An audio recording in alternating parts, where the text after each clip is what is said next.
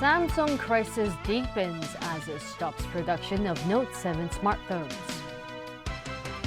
Prosecutors slap former CE Donald Leung with new bribery charge. And another sign of widening wealth gap here in Hong Kong.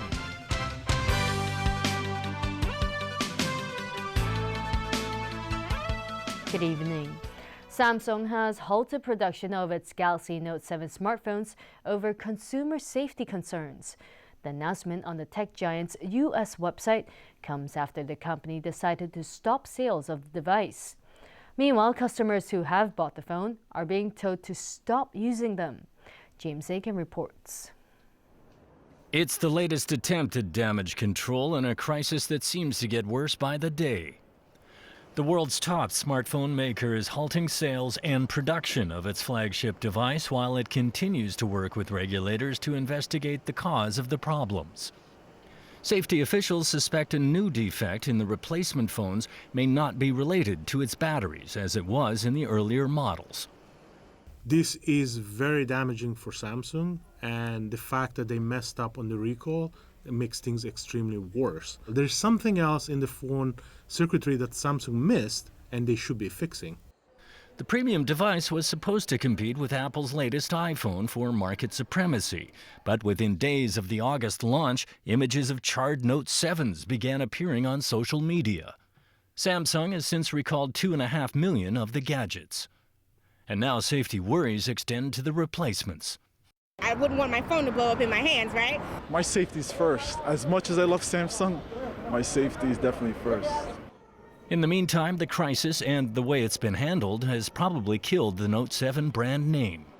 People have to feel safe buying new phones, because if Samsung makes such a big mistake on a flagship phone, who's going to trust them in the future?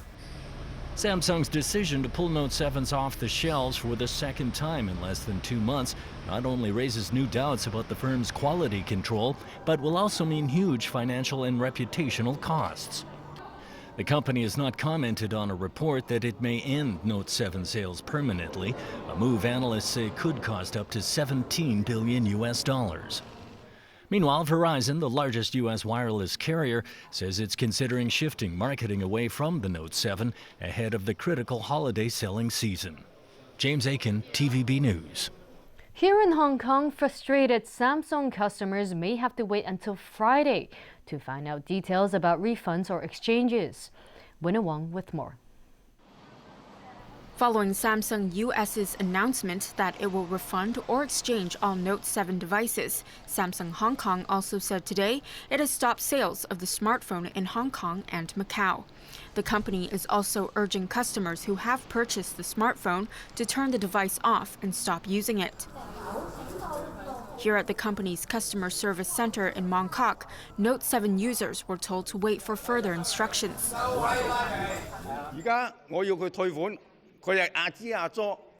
This man came asking for a refund. He says he bought his phone from a local retailer and brought along all his receipts. But staff at Samsung told him his Note 7 was a parallel import product, much to his frustration. They later told him to come back later in the day. This woman says staff told her to turn her phone off for now and wait for further information. But other customers say they have faith in the company and its products. Sure, yeah.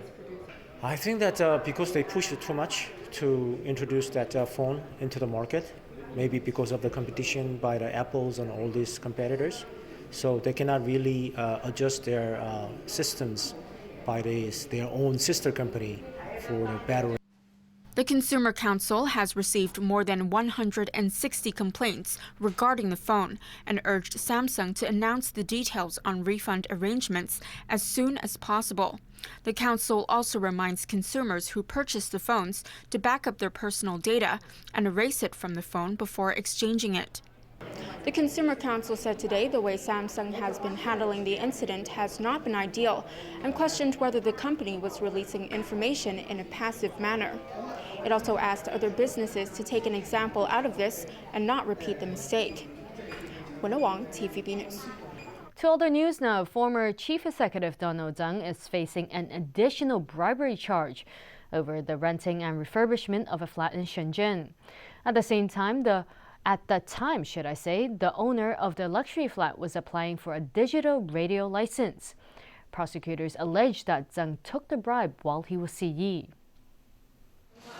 The former chief executive left the High Court with his wife without answering any questions. During a pre-trial review hearing, the prosecutor asked to change the indictment to lay an additional charge of chief executive accepting an advantage against Leung. The prosecutor said between January 1, 2010 and June 30, 2012, while Leung was serving as the CE, he approved Wave Media Limited's licensing applications after accepting an advantage, namely the refurbishment of a Shenzhen flat. The prosecutor said the applications that Leung approved included Wave Media's digital audio broadcasting license application and the company's application to return its AM radio license. The court also heard that Leung approved an application in 2012 to enable Arthur Lee to exercise control over Digital Broadcasting Corporation, or DBC, as a director and chairman of the company's board. DBC was formerly known as Wave Media. The former CE was earlier charged with 2 counts of misconduct in public office.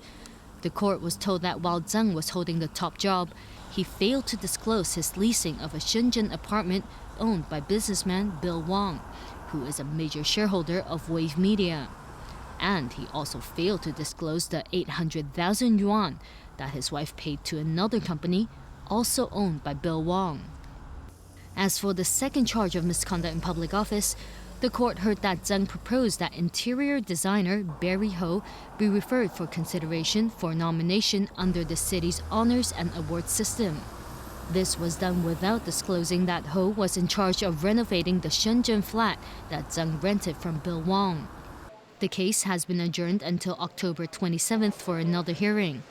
The trial is scheduled to begin on January 3, 2017, and the hearing is expected to last 20 days. Former ICAC Chief Investigator Stephen Char says the charge of Chief Executive accepting an advantage is a more serious charge than misconduct in public office. However, proving one is guilty of that charge is harder as well. Under Section 4 of the Prevention of Bribery Ordinance, the Chief Executive will be breaking the law if he or she, without lawful authority or reasonable excuse, solicits and/or accepts any advantage as an inducement or reward for carrying out his or her duties. The maximum penalty for the charge is 7 years imprisonment and a $500,000 fine. A new report from Oxfam says 1 out of 3 elderly people here in Hong Kong lived in poverty last year. That's a jump of 6% compared with 2011. Leung has the details. Oxfam's Hong Kong Poverty Report covered local data from 2011 to 2015.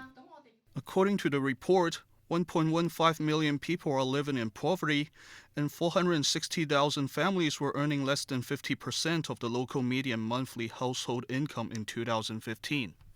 That's a 6% rise when compared with 2011. The report already revealed that last year, more than 330,000 elderly people were living in poverty. That's 1 out of every 3 senior citizens. Poverty amongst the working class is also a concern. In 2015, there were about 180,000 working poor households. Oxfam pointed out the low-income working family allowance received far fewer applications than the government had expected. Stringent requirements and complicated application procedures are to blame. The organization recommends simplifying the application for the subsidy and called on the government to abolish the MPF offsetting mechanism. Leung, TVB News. Turning overseas now, with less than a month before America elects a new president, the top Republican has abandoned Donald Trump over his lewd comments about women. Sonia Terra reports.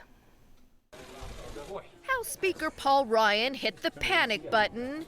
In a conference call with congressional Republicans, Ryan made it clear he will not defend or campaign for Trump, even though Trump apologized for remarks made 11 years ago.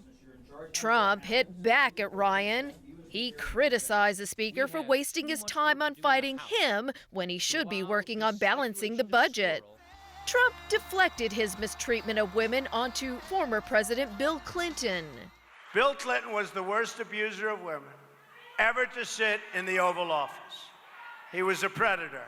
Hillary Clinton systematically attacked and discredited the victims of Bill Clinton's sexual harassment and assault. A flood of GOP lawmakers are also abandoning Trump. They fear the chaos he constantly kicks up could ruin their chances of holding on to their majorities in both the House of Representatives and the Senate. Still, Trump encouraged his supporters not to abandon him. So, folks, it's so important that we get out in November, that we vote. So we get rid of these liars, we get rid of these incompetent people, we get rid of the Hillary Clintons of the world. As the Republican National Committee announced they still support Team Trump, Hillary Clinton made it clear she refuses to drop the subject. But you know, it wasn't just this one video that was so disturbing, even shocking. Yes, he's insulted and demeaned women. We've seen it over and over again. But he has targeted others as well. It was clear to these New Yorkers Clinton won the second debate. I think Hillary's got the upper hand at this point. Yeah, I thought she did good, and I just feel like he's blaming somebody all the time. I thought Hillary had some very great points, and it was actually quite embarrassing watching Trump. Sonia Artero, TVB News. Back here in Hong Kong, the Legislative Council begins a new term tomorrow. Today, two lawmakers vying for the LegCo president seat faced tough questions. Leung reports. Andrew Leung of the Business and Professionals Alliance and the Democratic Party's James To have been lawmakers for years. Now, both men want to go one step further and become